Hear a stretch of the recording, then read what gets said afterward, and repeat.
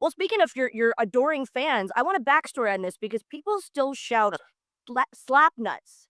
They chant slap nuts at you today, whether it's around the street or actually at an event. How did the catchphrase originate, and did you ever imagine it would be so, strong and have such staying power throughout your Yeah, well, and that was your a, career? WCW and that was one of those things that, like most organic things, that just kind of, catch on instantaneously that, my grandmother used to call folks slappies.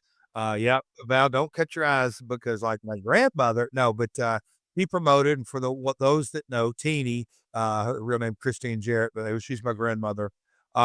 She did everything but wrestle. She's what we would call today a CFO, but she used to call folks that would, be around the business that she used to say, he's a slappy because, what's that mean? Well, they slap their gums because they know more and more about less and less every day. Somebody that just talked a lot is so all this.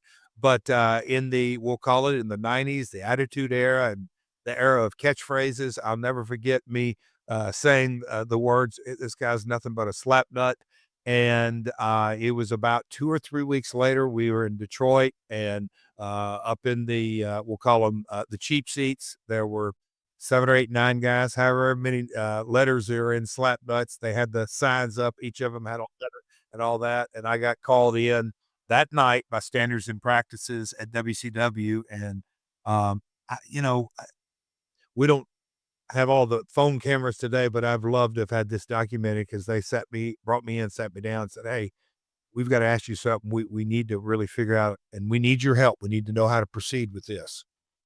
What is a slap nut?"